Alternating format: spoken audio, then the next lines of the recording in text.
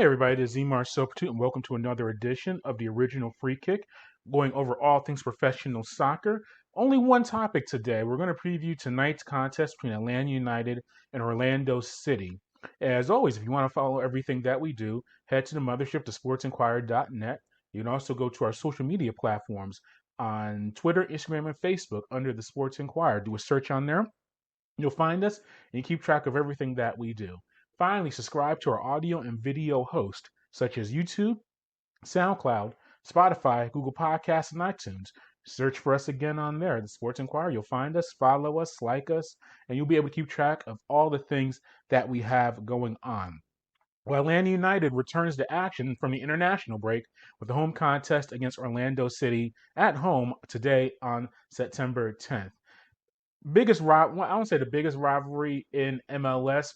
The short list includes Seattle and Portland, obviously El Trafico, LAFC, and LA Galaxy. If you want to throw some love to Texas, you always have Dallas and Houston, and this one right in New York between the Red Bulls and NYCFC. But this one is probably, as far as the teams within the past 10 years to come into MLS, is a rivalry that brings a lot of excitement to both franchises, and that's Atlanta United and Orlando City. Atlanta does own an all-time record of 6-3-5 against the team, but this year's been unique because that 6-3-5, Atlanta, I think, won the first five of those contests, but over the past 2 years, Orlando City has made that record a little more even. And you got to throw in this year as well. They faced each other twice so far. They had a 0-0 draw at Orlando on April 17th, and Atlanta lost at Orlando 3-2 on July 30th. So there's a chance for Orlando to finish the season without a loss against Atlanta. And it's a really important contest for both teams. They're both looking to be in the playoff hunt. Atlanta currently sits tied for eighth in the Eastern Conference standings, 3 points behind DC United for the seventh and final playoff spot.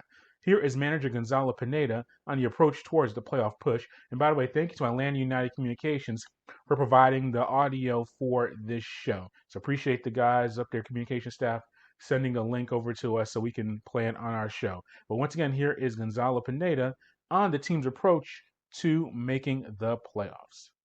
So probably three things. First one is the mentality. So after a tough loss, bringing players back into a mood of working hard and training hard and competitive. The competitive side for me is very important. I want a team that first of all competes at high intensity and they want to win. And that's something that was very important last week. I think I saw better behaviors in terms of counter pressure, immediate pressure, reacting better towards a goal against, wanted to win every little game, every possession game, and that was much better. Then obviously the tactics, the game plan against Orlando, understanding what we are trying to do, and obviously managing personnel, managing people, knowing better players who might be in if the internationals are out, and understanding better what can be the best squad we can put against Orlando. So those three things were the main focus for the last 2 weeks, and we are very happy about the outcome. The big part of that as well is creating chances. Atlanta leads the league in dribble success rate at 61.41%. A big part of that has been Luis Araujo, the new acquisition. The Brazilian has averaged 6 dribbles completed per 90 minutes since joining the team, which is top 3 in all of MLS. Brooks Lennon, he leads Atlanta with 51 chances created, which is tied for 6th in MLS. Despite all of these chances created and successful dribble rates, Atlanta has only scored 25 goals in 22 matches, and those 25 goals is 10th in the Eastern Conference alone. So they have to do a better job of trying to finish those chances created by that dribble rate and all the success of those wing players. Here is Pineda on the team looking to finish those chances. Patterns of play is just giving them guidance on some ideas that can help them to unlock and unbalance their position.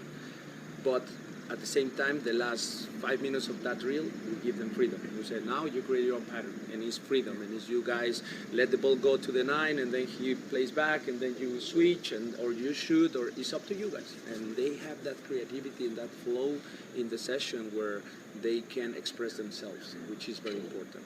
Obviously, at times I feel like we can be more clinical in our finishing, but we've seen the improvement. We've seen the improvement this week. There were many successful goals in the 11v11 we did last week, and even this week we had many goals and very good quality goals. Maybe I share with you some of the videos and the clips of Luis Araujo goals and goal from wing back to wing back and Barco and Kubo scored a very good goal too. So it's just I think good opportunity just to improve in the sharpness of the movements, and that will allow them to have more volume of chances, and then hopefully we can score more goals. But the quality I've seen, I'm very happy with.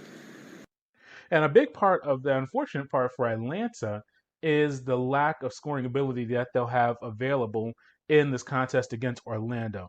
Obviously, the main man is Joseph Martinez. Leads Atlanta with 8 goals scored against Orlando in 8 career matches. We all know that he considers Orlando his daddy. It's fun. It's fun for the fan bases to chirp back and forth on social media and otherwise. But we don't know if Martinez is going to be able to play in the contest because of the World Cup qualifying commitments that he had with Venezuela. Same thing with Hernandez, his teammate on Venezuela and with Atlanta United. And George Bello and Miles Robinson recently did their stint with Team USA for their qualifications for the World Cup. So there's a chance that all 4 of those players will not be available on the roster. We do know that they have not been available in the past week and a half when Pineda has fully implemented himself as the head coach of the team. So we asked Pineda, or a reporter asked Pineda, well, it was Doug Roberson, does a great job with the AJC, asked, or it may have been Felipe with the Athletic. It was one of them. I want to give them credit as well when we do all this stuff.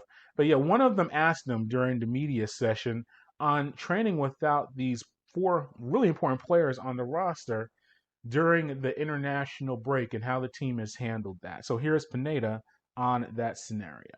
Somehow it's important. Obviously, the rest of the players having done very good. Like last week was very good week of training sessions. Everyone kind of understand better what we are trying to do. So obviously it's important, but at the same time I think they are in those games because they already achieved certain level that is very important also for the game, and they're going to impact the game if they are in the game. So it just kind of balance those two and see which one will help us to perform better in this game. So we'll see if they're available with the team. And they were able to get one match in with before the international break with Pineda as the head man.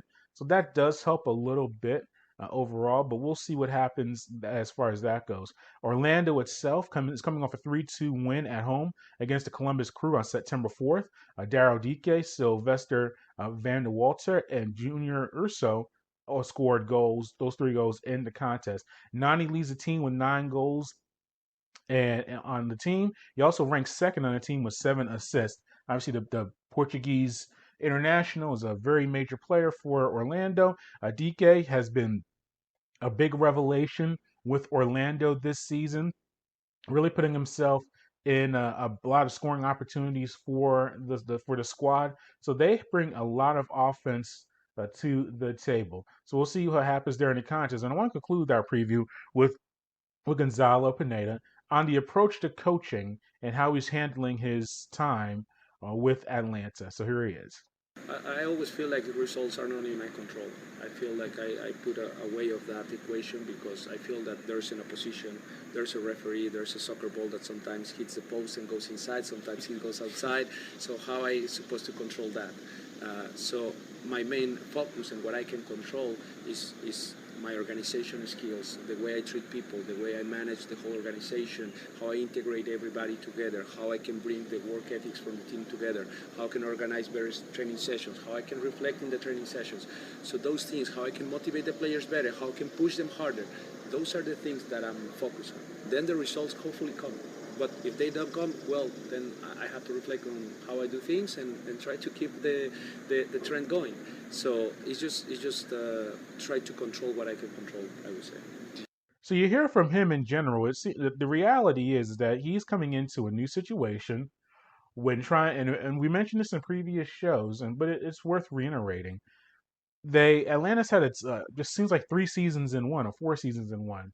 They started off very slow with Gabriel Heinze, who was the new manager this year, did not play well at all. He was relieved of his duties. Then Rob Valentino, the interim coach or interim manager, was promoted from the assistant spot to the head spot. He does very well. The team goes on an unbeaten streak during Valentino's time. While this is going on, Atlanta's pursuing a full-time manager, ultimately became Gonzalo Pineda. He was unable to join the team immediately due to COVID issues. And so it's just been the past month or so has been very tough for and now he's in Atlanta and trying to implement his plan, his system, but also keep the positivity from the Valentino era, who's still an assistant on the team, and bring that all together. Plus, you throw in the World Cup commitments for qualifications, which we've gone over already. There's a lot going on for Atlanta during this stint. So they have this match coming up. They face Cincinnati on the upcoming Wednesday. So they have to, and hopefully by then all their players will be back and ready to go. But it's a very crucial time in a condensed schedule for Atlanta as they try to make that push for our final playoff spot. And that concludes the original free kick. As always, go to our sportsinquirer.net. Premier Cycling News Notes in the world of sports. Go to Twitter, Instagram, and Facebook under Sports Acquire. That's all one word. And then finally, go to our audio and video hosts such as SoundCloud, Spotify, Google Podcasts, and iTunes. Until next time, good fight, good night, and be safe.